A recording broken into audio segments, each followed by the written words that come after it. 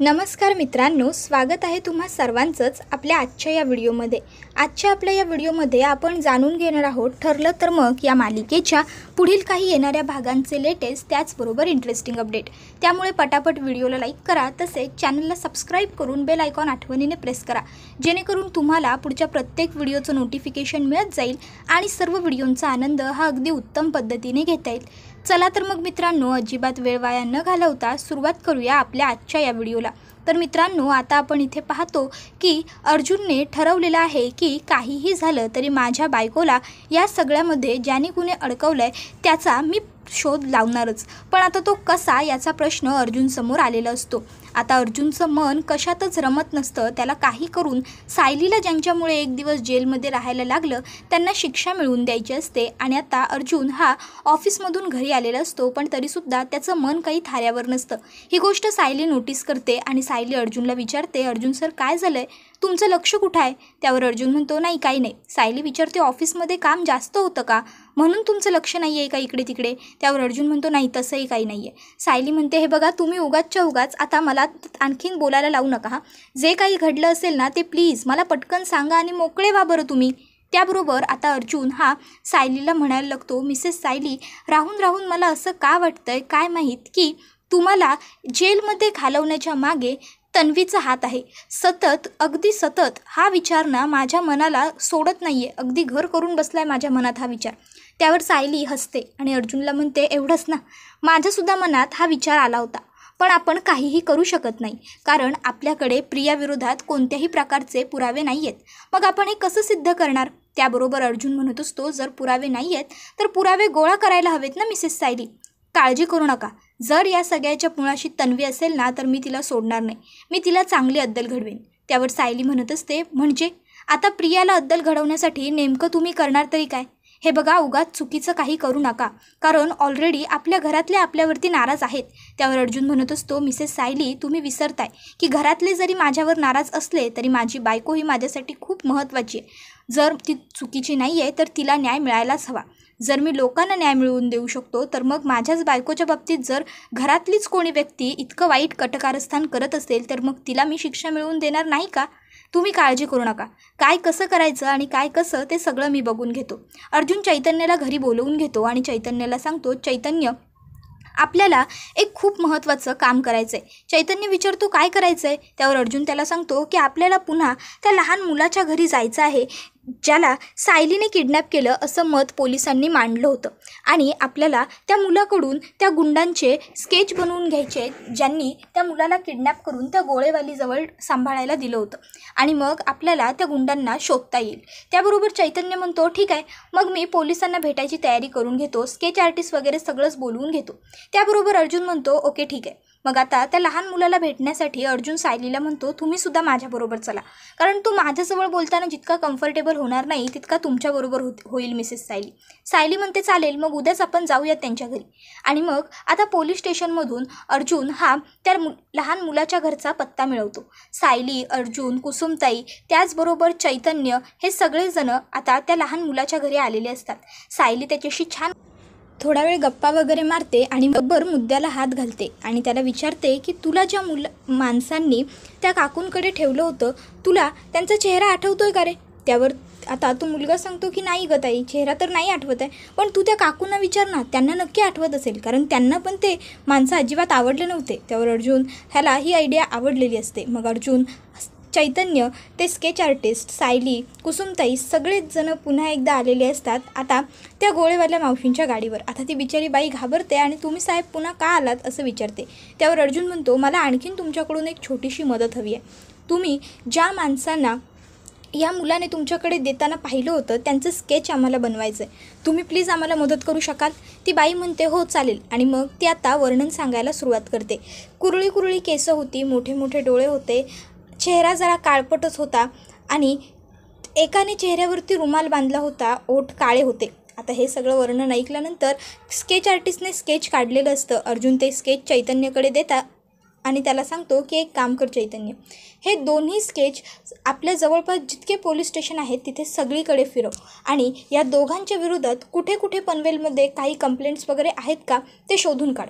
त्यावर लगेचच आता चैतन्य म्हणतो ओके बॉस. आणि मग आता अर्जुनच्या सांगितल्याप्रमाणे चैतन्यने त्या दोघांच्या सगळ्या केस वगैरे शोधून काढलेले असतात. चैतन्य अर्जुनला सांगत असतो, अर्जुन त्यांची जॉग्रफी हिस्ट्री सगळं शोधून काढलं आहे, तुला जे लागतं आहे ते आता तू घेऊ शकतोस. त्यावर अर्जुन म्हणतो म्हणजे नेमकं काय शोधलं आहेस तू.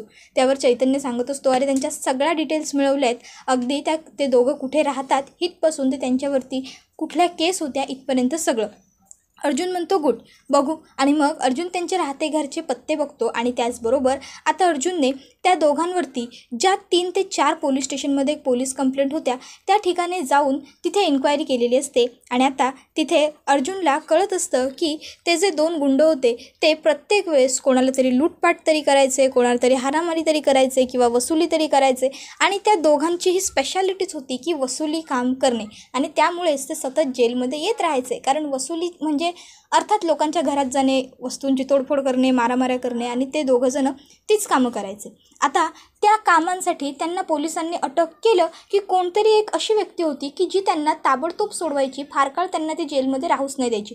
आणि त्या व्यक्तीमुळे पोलीससुद्धा हैराण होते. पोलीस अर्जुनला सांगत असतात की ती कोण व्यक्ती आहे, ती येते पटकन आणि त्या दोघांची बेल करून घेऊन जाते. बेलचे पेपर ती सोबतच घेऊन आलेली असते. त्याबरोबर अर्जुन विचारायला लागतो की कोण आहे ती व्यक्ती, तुम्ही सांगू शकता का डिटेल. त्यावर ते इन्स्पेक्टर सांगतात की नाही हो, मला डिटेल सांगता नाही येणार, कारण मी इथे नवीनच ट्रान्सफर झालेलो आहे, पण तुम्हाला रेकॉर्ड मेंटेन केलेलं आहे त्याच्यामध्ये त्या व्यक्तीचं नाव नक्की सापडेल. आणि मग आता ते रेकॉर्ड अर्जुन चेक करतो आणि त्याच्यामध्ये आता SS बिल्डर म्हणजेच महिपत शिखरे याचं नाव समोर येतं. आणि मग अर्जुन हा लगेचच म्हणायला लागतो की थँक्यू व्हेरी मच इन्स्पेक्टर, तुम्ही माझी ही खूप महत्त्वाची आणि खूप मोठी मदत केलेली आहे. आता मला ह्या गुंडांच्या विरुद्ध केस फाईल करायची आहे. यांनी एका लहान मुलाला किडनॅप केलं आणि एका बाईकडे नेऊन दिलं आणि तिला त्या मुलाला त्याच्या घरामध्ये लपवून ठेवायला सांगितलं आणि माझ्या बायकोवरती चाइल्ड ट्रॅफिकिंगचा आरोप केला. आणि त्यामुळे पोलिसांनी माझ्या बायकोला अटक केली, तिला मेंटली आणि फिजिकली टॉर्चर झालं आणि तिला या सगळ्या गोष्टींचा खूप त्रास झाला. ती या सगळ्यामुळे ट्रॉमामध्ये गेली. आणि त्याचबरोबर अब्रूनुस्कानीचा डावासुद्धा मला यांच्यावरती करायचं आहे. आता अब्रूनुस्कानीचा दावा, त्याचबरोबर फिजिकली मेंटली टॉर्चर करण्याचे आरोप अर्जुनने आता मस्त चार्जेस त्या दोघांवरती लावलेले असतात. आणि मग काय, पोलिसांना कंप्लेंट आल्यामुळे त्या दोघांना अटक करायला जावं लागतं. आता पोलीस हे त्यांच्या घरी गेलेले असतात, तर घरी त्यांच्या घरच्यांकडून माहिती मिळते की सध्या ते दोघंही घरात नाही आहेत, ते दोघं कामासाठी बाहेर गेलेले आहेत. मग आता पोलीस हे त्या दोघांचा कसून शोध घ्यायला सुरुवात करतात. पण आता इकडे त्या दोन्ही गुंडांना किंवा महिपतला हे अजिबातच कानाकुनी नसते की कोणीतरी या गुंडांच्या मागे लागलं आहे किंवा अर्जुनने या सगळ्या गोष्टींचा पाठपुरावा घ्यायला सुरुवात केली. त्यामुळे हे मस्त मज्जा करत असतात, जगत असतात एन्जॉयमध्ये. आणि आता पोलिसांनी त्यांना पकडलेलं असतं, त्यांची चौकशी केलेली असते. तर त्यावेळेस चौकशीत पोलिसांना काही आढळत नाही आणि महत्त्वाचं म्हणजे पोलिसांकडे वॉरंट नसतं, त्यामुळे ते त्यांना अटक न करता तिकडनं निघून जातात. तर आता महिपतने त्या दोघांनाही वॉर्निंग दिलेली असते की जर माझं नाव घेतलं तर याद राखा. तर आता अर्जुन हा त्या पोलिसांना म्हणत असतो की सर प्लीज तुम्ही वॉरंट काढा आणि त्यांना अटक करा, ह्यावेळेस त्यांना जामीन मिळणार नाही याची काळजी मी घेईन. आणि मग आता पोलिसांनी सुद्धा जामीन मिळणार नाही त्या दोघांनाही याची सोय अर्जुन करणार आहे याच्यावर विश्वास ठेवून ताबडतोब त्या दोन्ही गुंडांना स्वतःच्या ताब्यात घेतलेलं असतं आणि त्यांना मस्त कुटायला सुरुवात केलेली असते. कारण सतत लोकांना त्रास देणं, सतत लूटपाट करणं, सतत पाकीट मारणं, या सगळ्या गोष्टींमुळे आता पोलीससुद्धा त्यांचे हैराण झालेले असतात. पोलीससुद्धा अगदी मस्त कसर काढत असतात त्यांच्या सगळ्या रागाची. त्याचबरोबर आता चौकशी केल्यानंतर समजतं की आम्हाला आमच्या बॉसने नाही तर एका बाईने हे काम करायला सांगितलं होतं, एका मॅडमने. त्या मॅडम नेहमी आमच्या बॉसच्या घरी यायच्या. आता अर्जुन हा पोलिसांना प्रियाचा फोटो देतो आणि म्हणतो की प्लीज त्यांना विचारेल का की ही तीच मॅडम आहे का. त्याबरोबर लगेचच आता इन्स्पेक्टर होकार देतात आणि मग ते त्या गुंडांना विचारतात की ही फोटोतली मुलगी व्यवस्थित बघा आणि मला सांगा, ही तीच मुलगी आहे का जी तुम्हाला काम सांगत होती. त्याबरोबर आता ते गुंड होकार देतात आणि सांगतात की हीच मुलगी त्या दिवशी आमच्यासोबतसुद्धा आली होती आणि हिनेच आम्हाला सांगितलं की तो जो मुलगा रडतोय त्यालाच उचलायचं आहे. त्याबरोबर आता लगेचच इकडे ही गोष्ट इन्स्पेक्टर अर्जुनला सांगतात. त्याबरोबर अर्जुन म्हणतो दुसरी तिसरी ही व्यक्ती कोणी नसून ही व्यक्ती माझ्याच धाकट्या भावाची बायको तन्वी सुभेदार आहे। आणि मग आता तन्वीला अरेस्ट करण्यासाठी पोलीस हे घरी आलेले असतात। घरात अचानक पोलीस आल्यामुळे सगळ्यांनाच प्रश्न पडतो। सगळेच जण हक्काबक्का होऊन जातात, सगळेच जण विचारायला लागतात, गोंधळ करायला लागतात की पोलीस आलेत, काय झाले नेमकं, का आलेत पोलीस वगैरे वगैरे। पोलिसांचा सुद्धा गोंधळ व्हायला लागतो। इन्स्पेक्टर तुम्ही सगळे प्लीज शांत व्हा असं सांगतात। आणि त्यानंतर आता इन्स्पेक्टर साहेब हे सांगायला सुरुवात करतात की आम्ही मिसेस तन्वी सुभेदार यांना अरेस्ट करण्यासाठी इथे आलेलो आहोत। आता हे ऐकल्यावरती तर सगळ्यांना खूप मोठा धक्का बसतो। तर प्रिया म्हणायला लागते मला आणि अटक। त्याबरोबर लगेचच आता इन्स्पेक्टर म्हणतात हो तुम्हालाच अटक करायला आलो आहे, तुमच्यावरती अब्रू नुकसानीचा दावा, त्याचबरोबर एका सामान्य स्त्रीला फिजिकली आणि मेंटली टॉर्चर झाल्याबद्दल तुमच्यावरती त्यांच्या हस्बंडने केस केली आणि म्हणून तुम्हाला आम्हाला अटक करावीच लागेल। त्यावर प्रिया म्हणते कोणी केस केली आहे माझ्या विरुद्ध। त्याबरोबर इन्स्पेक्टर सांगतात की ॲडव्होकेट अर्जुन सुभेदार। त्याबरोबर पूर्णाजी ही अर्जुनला ओरडायला लागते अर्जुन तुला काही कळतंय का, तू काहीही करशील का। तर इकडे प्रिया ही लगेचच रडण्याचं नाटक करायला लागते आणि अरे अश्विन बघ ना हे काहीही बोलतायत, अर्जुन उगाचच्या उगाच माझ्यावर राग करतोय, मी असं काहीच केलं नव्हतं वगैरे बडबडायला लागते। त्याबरोबर लगेचच आता अश्विनसुद्धा प्रियाची बाजू घ्यायला लागतो आणि म्हणत असतो दादा काय प्रकार आहे हा सगळा, ती तुझी वहिनी आहे आणि वहिनीच्या बाबतीत हे वागताना तुला लाज नाही वाटत। त्याबरोबर अर्जुन म्हणत असतो लाज मला नाही, तुझ्या बायकोला वाटायला हवी होती अश्विन। तुला माहिती आहे तुझ्या बायकोने काय केलंय, तुझ्या बायकोने महिपत शिखरेच्या माणसांना हाताखाली घेऊन एका लहान मुलाची किडनॅपिंग करून आणली आणि त्याचा आळ माझ्या बायकोवरती घातला। अरे थोडा तरी विचार कर की जर त्या मुलाला काही कमी जास्त झालं असतं तर ते किती महागात पडलं असतं आपल्याला। थँक गॉड की त्या मुलाला काही झालं नाही। त्याबरोबर लगेचच आता प्रिया म्हणायला लागते की मी असं काही केलेलं नाही आहे। तर इन्स्पेक्टर पुढे सांगत असतात की त्यांनी तुमच्या विरुद्ध तक्रार केली आहे आणि आमच्याकडे तुमच्या विरोधातले सगळे पुरावेसुद्धा आहेत। ज्या गुंडांना आम्ही अरेस्ट केले आहे त्या गुंडांनी स्वतःहून तुमचं नाव घेतलेलं आहे, त्यामुळे आम्हाला तुम्हाला अटक करणं आहे। त्याबरोबर रविराज काका म्हणत असतात की मला थोडा वेळ द्या इन्स्पेक्टर, मी अटकेपूर्वीची जामीन मिळवून तुम्हाला देतो। त्याबरोबर पुढे ते हेही सांगत असतात की माझी मुलगी असं काही करणं शक्य नाही आहे। त्यावर अर्जुन हा लगेचच आता इकडे रविराज काकांना म्हणतो सिनियर मी खोटं का बोलू, खरंच मी खरं बोलतोय, हवं तर मी तुमच्या सगळ्यांच्या समोर पुरावे दाखवतो। आणि मग आता अर्जुन हा घरातल्या सगळ्यांनाच पुरावे दाखवतो आणि ज्यामध्ये हे स्पष्ट होत असतं की प्रियानेच त्या लहान मुलाचं अपहरण घडवून आणलेलं असतं, या सगळ्यामागे प्रियाच आहे। आणि मग मात्र पूर्णाजीचा तो सुटतो आणि पूर्णाजी प्रियाच्या एक खणखणावून मुस्काटात लगावून देते आणि प्रियाला लाज वाटली नाही हे सगळं करताना, सुभेदारांची सून आहेस आणि हे असं काहीतरी वागशील असा जाब विचारते। आता मात्र प्रिया ताडकन खाली पडलेली असते, तिला कळत नसतं की आता मी काय बोलू आणि काय करू।